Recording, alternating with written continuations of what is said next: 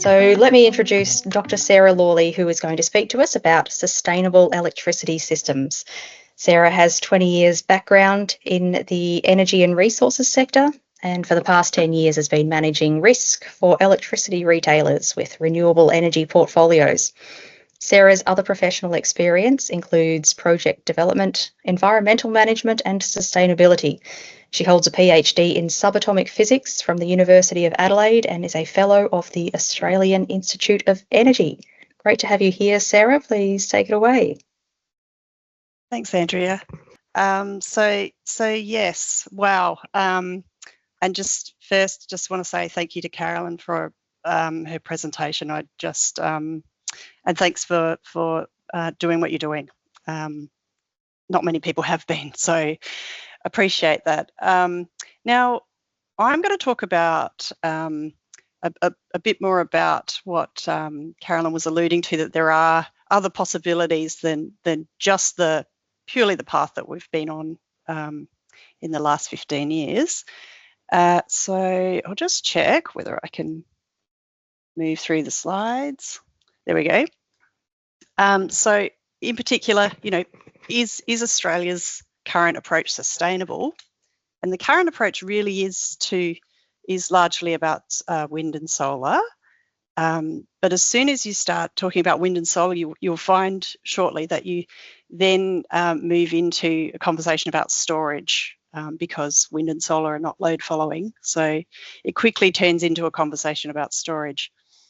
So I'll be talking about that and about efficiency, really, of the system and the directions that we can take from here. By the way, that's a photo of Longford, which is a gas terminal down in Victoria, which is where the gas supply comes into Melbourne through that point. And I guess we'll talk about it as we go, but my thinking is that we want to the extent possible, avoid going down a purely gas-backed system path. But we'll get to that. So first of all, sustainability. Interestingly, when I was looking for a picture for this slide and I Googled the word sustainability and clicked images, it just came up with wind turbines, lots and lots of wind turbines. So that's what Google associates with sustainability. But there's different types of sustainability mentioned here. Obviously ecological and environmental. But then economic sustainability is really important for electricity as well. And the ability, sustainability is about being able to keep doing what you're doing. So is it can you keep doing what you're doing? And if it's not financially, if it's not competitive, you run into the issue of it not being socially sustainable either on that front. So lots of pieces to the picture, but I'll just start with an image of just a sample. I love looking at electricity as it actually plays out in real time. It's fascinating, but this is just a sample of 7 days from June, which is to illustrate a point that wind and solar can displace coal and gas consumption. So the solar here is the yellow sections in the chart, and the green is wind. And you can see that when there is sun and wind, it causes the coal, which is black, and gas is orange, to be sort of carved out. So you're not actually consuming as much coal and gas because you've introduced something that can displace that usage. So it is able to displace fossil fuel consumption to an extent. But then you also find on that chart that there are points where there's no solar. Obviously, the sun's gone down, and but there's also no wind. So if you look at the last day or so in that image, there's points there, and there's even the first 3 days really where there's very little wind. And so in effect, what that means is you must still have the coal plant and the gas plant there, or the coal plants and the gas plants there, so that you can meet the requirements when it's not sunny and windy. So in other words, you can't replace the assets with wind and solar assets. So what can you replace them with? Well, obviously, that's a very important question. Australia has a target-based plan, which is developed by the Australian Energy Market Operator, called the Integrated System Plan. And this is kind of like the go-to document in electricity planning in Australia. It's produced every couple of years, and it is a target-based plan in that it sort of starts with, well, actually the image that I'm showing starts with where we were in 2010, which was a 50 gigawatt kind of total system, and how we've progressed up until now, which is the dotted line on that image, and then the elements of generation that you would need to follow essentially the targets that have been set really by politicians. So for example, the 82% renewable target is one of those, 82% renewables by 2030, which dictates that you have to have, you know, a certain amount of wind and solar for you to satisfy that target. Now, it's not been established by engineers or anything like that. It is a political target in that sense, but it is also motivated by the intention to reduce emissions. And similarly, there's other constraints on Australia's plan, such as that this plan is required that by 2050 we'll be at net zero, but without using nuclear power. That's one of the constraints on this system plan. So is this scenario sustainable is the question. Now, I've done a little bit of a, I've added some icons to this picture just to show what it looks like.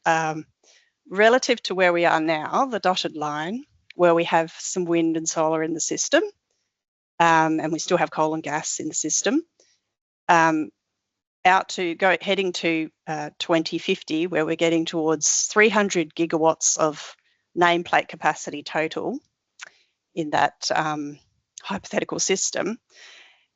It involves basically adding 6 times as much wind capacity.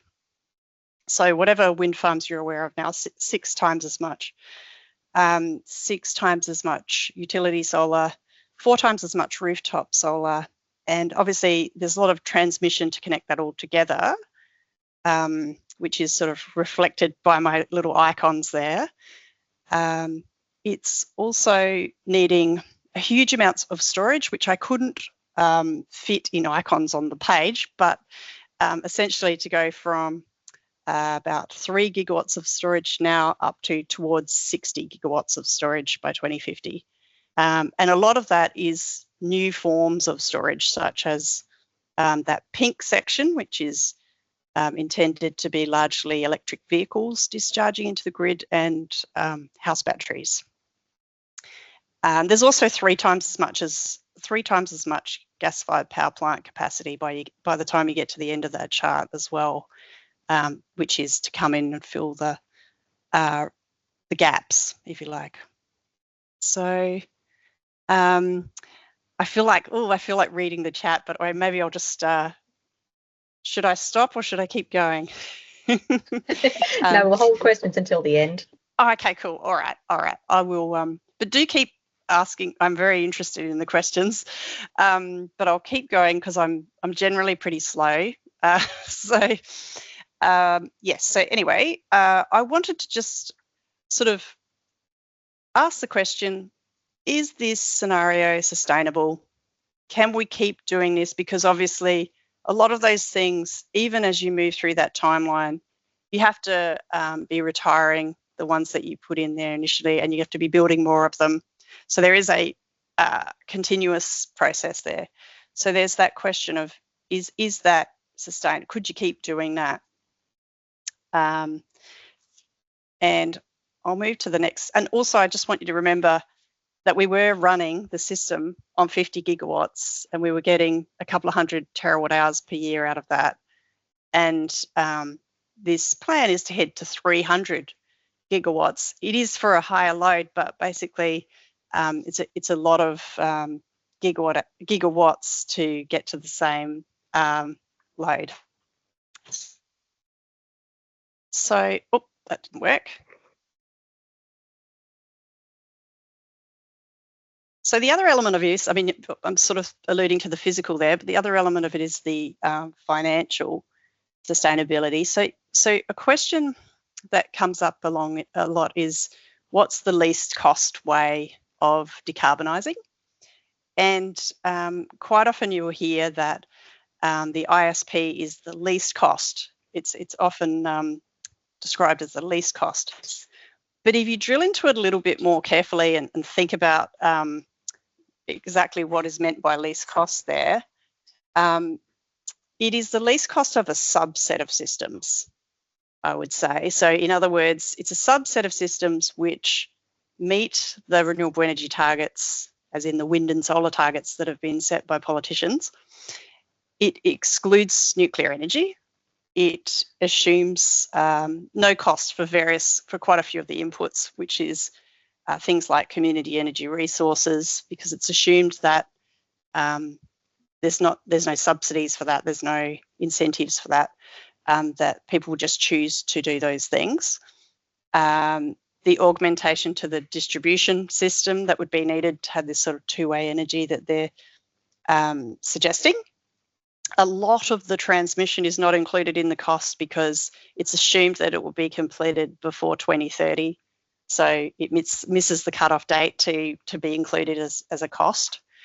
And various other things, like various other subsidies, things like revenue guarantees for coal plants and things like that. None of those things are kind of included in the plan as costs. So it's the least cost of a subset of systems that don't include all the costs, but it has its own meaning. It has its own sort of isolated meaning, I guess. But if you look at a system that includes nuclear power, if you expand out the subset and imagine you can look at other scenarios that do have nuclear power plants in them, you'll find that they don't need as much, those scenarios don't need as much storage. And the reason is that nuclear power is much closer to being load following than wind and solar is, because it doesn't disappear in the evening and it doesn't come and go as the wind. It's much more like of a load following source. So it needs less storage from that point of view. It needs less transmission because it's lots and lots of megawatts all coming from one place, just like a coal plant, really, in that sense. There's less grid services in this kind of scenario because you don't need to add synchronized condensers, which cost tens of billions of dollars, because in effect, nuclear power plants, like coal plants, provide that synchronous supply. So you still have the grid nicely at 50 hertz without having to add in other pieces of kit to help with that. The other point there, there'd be less, and it kind of goes with, like A and C kind of go together, the storage and the gas-fired power plants.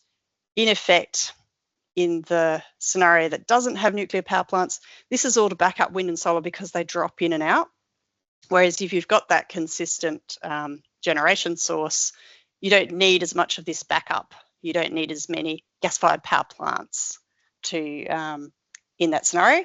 And if you don't need as many of those, it probably means that you need less gas infrastructure and probably less gas as well. So it is a reasonable hypothesis, I think, that the ISP is not least cost relative to systems that include nuclear power plants. Now, this is a really broad statement because, you know, the number of possible permutations of systems is infinite, and the number of them that have nuclear power plants and don't and whatever, there's lots of ways to put together a system. But what I'm saying is that because AEMO have only looked at a small subset of systems, they might not have captured least cost in that subset. And yes, I've got a little snippet from the ISP just pointing out that nuclear generation is currently banned under Australian law, and that's why they don't include it. So moving along. So it is very much about wind and solar though, the current approach. And so we should have a little bit of closer look at that. The key point that I've mentioned a few times is that in real time, wind and solar behave in a very different way to demand. And so this is showing the 7 days of wind across the whole of the grid from South Australia through to Queensland and including Tasmania. And the solar, likewise, just a sample of 7 days, just to illustrate that it doesn't look anything like demand. It can be very windy and you can be not using much power, or it could be not windy at all and you could be using heaps of power. And there's no real relationship between wind and how much power we use. And with sun, obviously, you use the maximum amount of power when after the sun goes down. So if there's a relationship, it's not a useful one in that sense, or not anymore. So this is just to add up those wind and solar traces to have a look at what does wind and solar look like collectively at the moment in a randomly chosen week, let's say. The same sort of outcome you'll get the same sort of outcome if no matter which week you choose, because you'll always find that it's not really, because it's independent, it's not load following. But I wanted to show that relative to demand, which is the blue line there, if you scale up the current wind and solar in the grid by 3 times, remember ISP scales it up by 6 times, but that's also for a higher load. So let's look at it if we were to scale it up just by 3 times, and just for this, just look at 1 week. You can see that it's not a good shape match, and you find that the times when you have excess, if you don't have storage, those amounts are going to be curtailed. So this is a problem from the point of view of financially. If you had built something that was that heavily curtailed, you wouldn't be getting as much revenue. And this is regardless of whether you have a PPA, a power purchase agreement, in place or not. You've still got the same problem that you're losing volume. So economically, from the point of view of people building wind and solar, this is not a good outcome. And it's even more problematic when you consider the circumstances where perhaps habitat's been destroyed for something to go in. That seems kind of crazy. So you certainly don't want to go down the path of approving things that then end up getting curtailed. However, in the case that you actually, before I talk about storage, I just want to talk about actually that this is already happening now. So even without scaling up by 3 times, it's already happening now, the curtailment. I wanted to draw attention to this because this is only from a couple of weeks ago, that each time we move into spring, we find that the curtailment gets more significant each year on year, and it's now up to more than 8 gigawatts at a time when, so this is a chart which shows the bottom red line that runs along the bottom of the chart there is showing the curtailed wind and solar, and you can see it reaches 8.3 gigawatts at a time when the consumption in the grid is 26 gigawatts. So actually it's a massive fraction of the power that's being used is actually excess. There's a massive relative amount that is excess to requirement that's being curtailed. And you can see it if you look at the solar profile, the yellow kind of parts on the chart, where the shape very clearly, you can see it's just being carved out. So solar itself is being carved out by rooftop solar and so hence is being spilled energy. And if you think, well, this is a problem because we've gone too far in the solar direction and haven't had enough balance in this equation and not enough wind, too much solar, not enough wind. But the issue with it is that there's the same sort of problem with wind, in that you just get different times when there's excess wind. It's just not as rhythmic, if you like. Wind essentially is non-uniform in its intermittency. So it's not, so solar hours is predictable, it's the same period each day, but with wind it can be extended periods of wind and short periods of wind, and it's kind of sporadic, is probably the word. But this increases, if you were thinking about this in terms of managing this with storage, this increases the storage requirement for a wind-dominated system.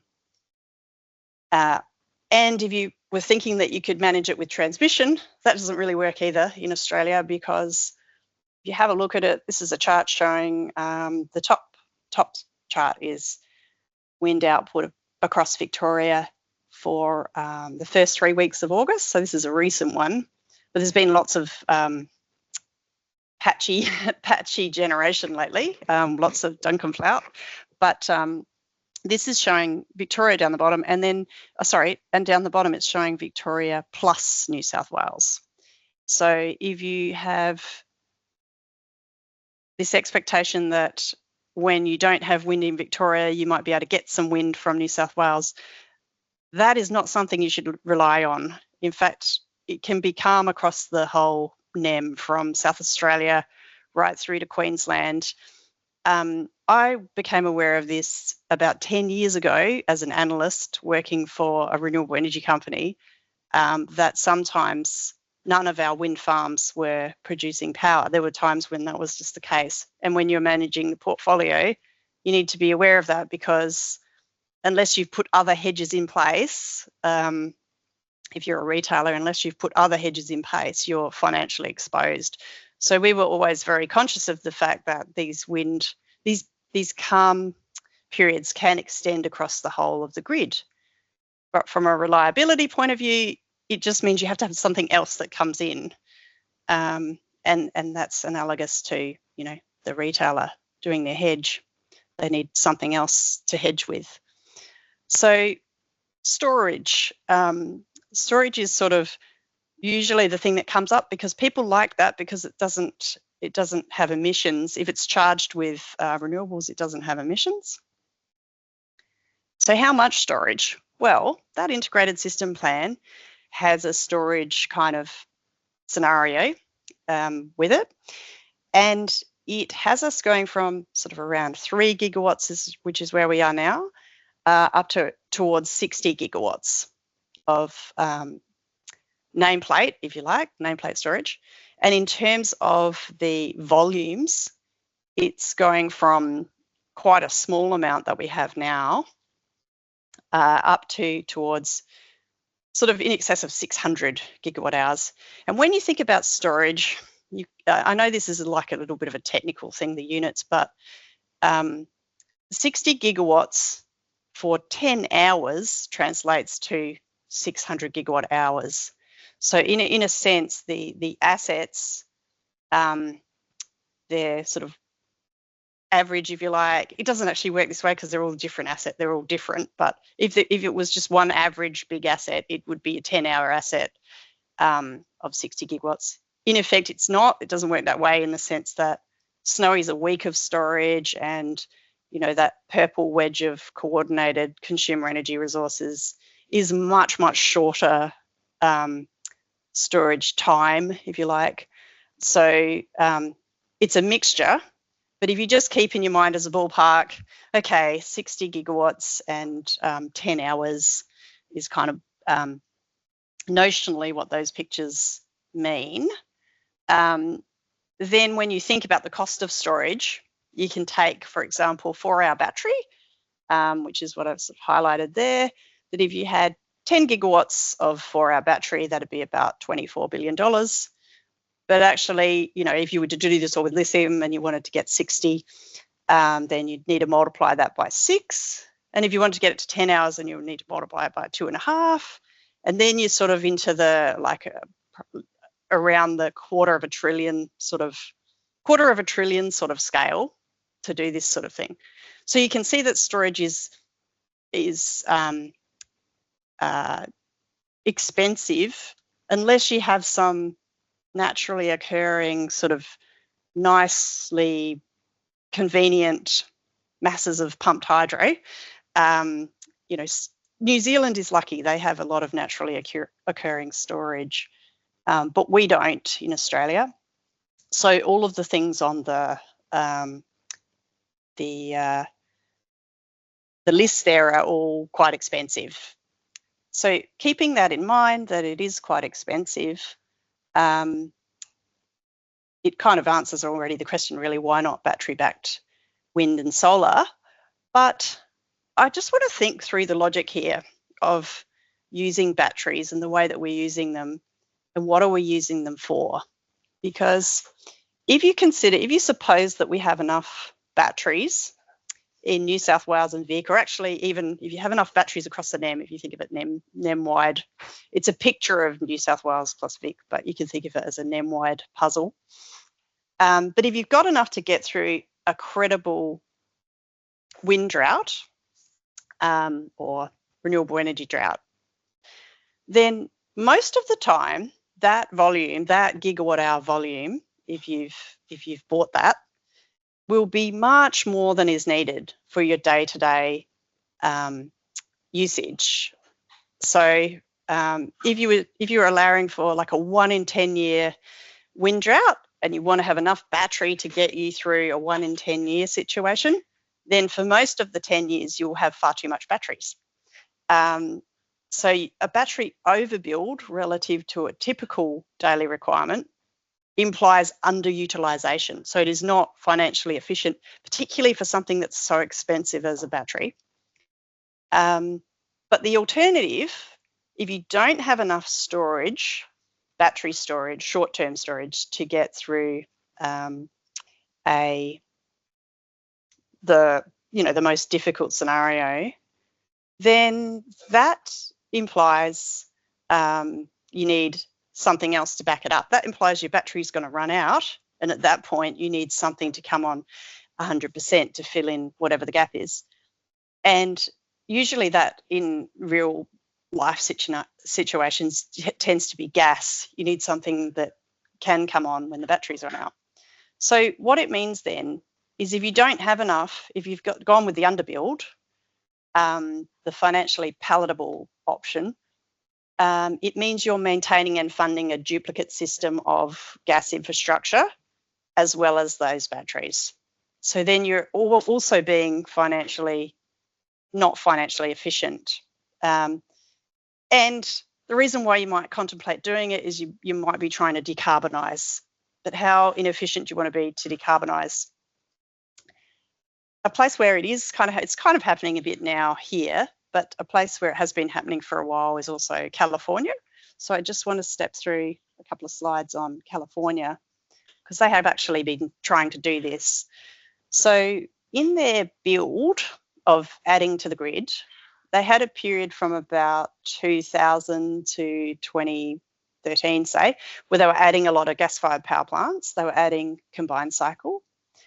And then there's a period from there until now, basically, where they've been adding a lot of solar.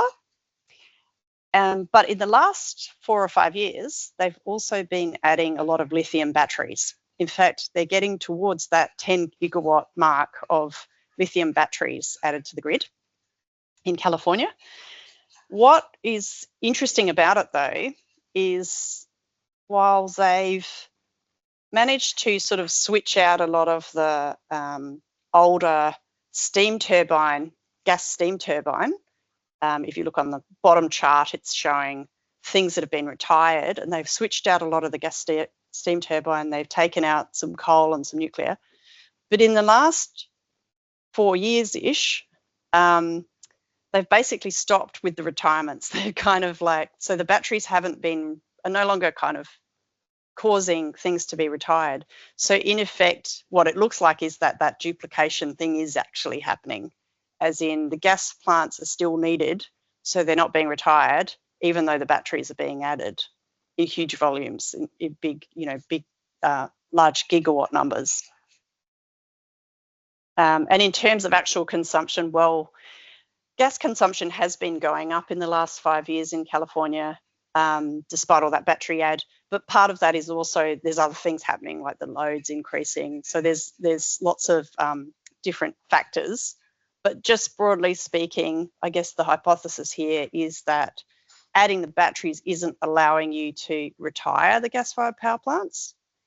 And from an emissions perspective, people might not care, but from a financial perspective, that looks like it might not be as economically sustainable as an approach to decarbonisation.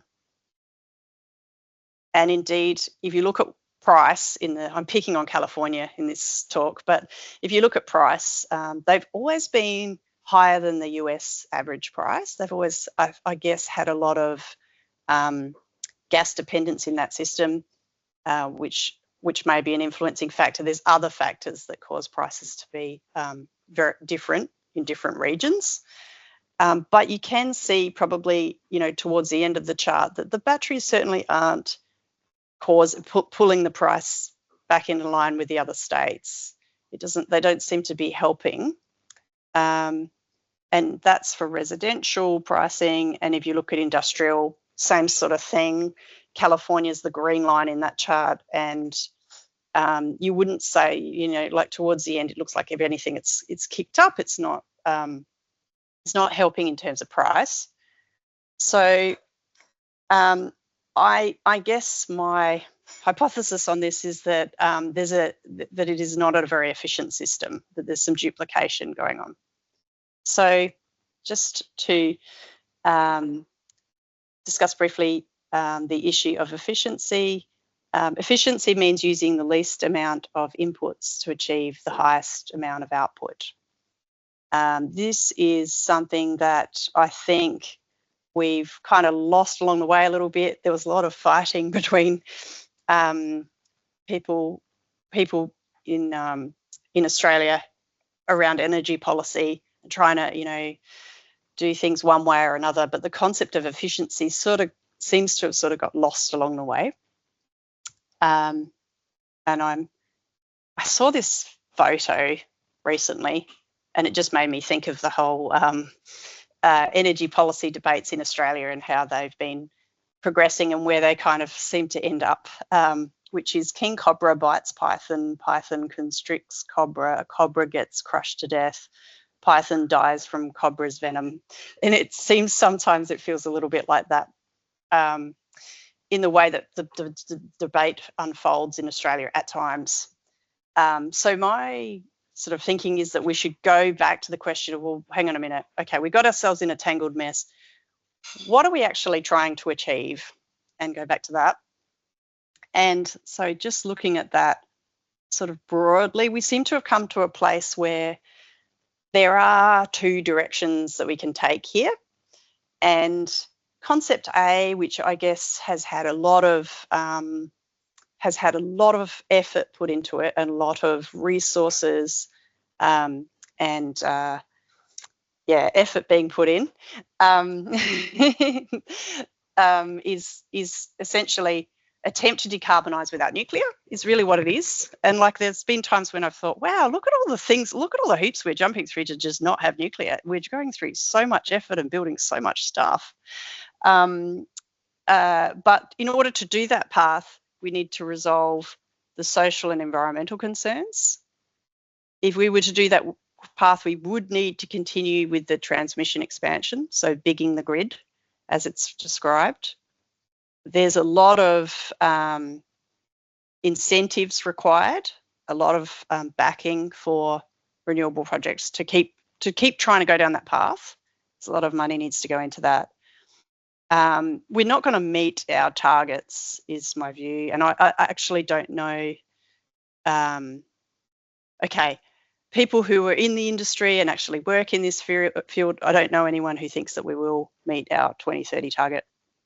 So I think those things have to be dropped. They're kind of political more than realistic now. And what it means is, in the near term, reliability is still going to come from extending coal plants and adding gas plants. That's where we'll get our reliability. The other concept, concept B, is broadly, it's almost like you're at the dotted line in the ISP, and rather than going forward into this big expansion of gigawatts, you almost kind of, in a sense, go back to that more compact 50 gigawatt system where there's nuclear, there's hydro, there's less element, there is still solar and wind, but you're not massively bigging them. You're kind of going back to something more efficient in that respect. But to do it, you need to remove the bans, rethink and review the transmission plan, be more selective, absolutely be more selective on where you put things, rather than just rubber stamping it's a wind farm, so it must be good, so it's approved. There's a market redesign needed. Either scenario needs a market redesign. We are curtailing, thousands of megawatts daily. It is problematic. It's expensive what we're doing. So either way, a market redesign is really needed.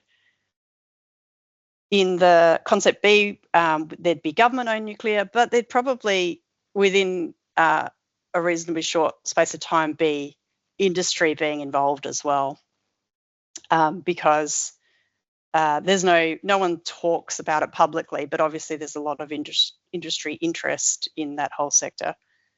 And in the same way as concept A, in the near term, you still have to keep the lights on.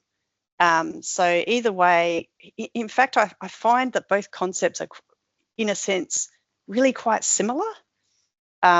It's like concept B is like you're planning ahead, and concept A is like you're not so much planning ahead.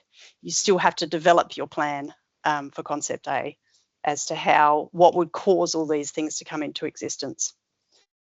And so, last slide, I promise, a summary.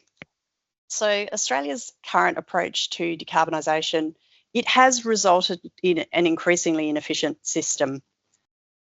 Curtailment, more subsidies, more revenue guarantees, extensions of coal plants. There's a lot more generation and transmission capacity coming in, but for the same terawatt hours, for the same 200 terawatt hours. So lots more stuff to do the same thing. The reason why it's sort of run into this inefficiency is partially because we didn't really assess the renewable energy behaviour before we started.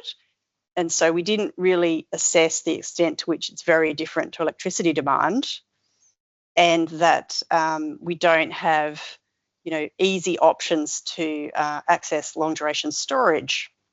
It'll take 10 years at least to build pumped hydros, minimum. So it sort of faces the same takes too long issue as nuclear is accused of. It has exactly the same problem. I've sort of shown examples of the fact that transmission doesn't necessarily just solve the issue either. Expanding transmission does not imply transition. It doesn't fix that problem of that behaviour being, the renewable energy behaviour being so very different to demand behaviour. My recommendation, which I've said publicly before, would be to compare the full system cost of the ISP as it is now, kind of plan, with options that also include nuclear power plants. Just compare it. That would be my recommendation. And if we do observe that the 2024 ISP is not actually the least cost, then we may find also that the ISP development pathway for transmission is not actually the optimal development pathway. So I think, yes, that was my last slide. Great, thank you.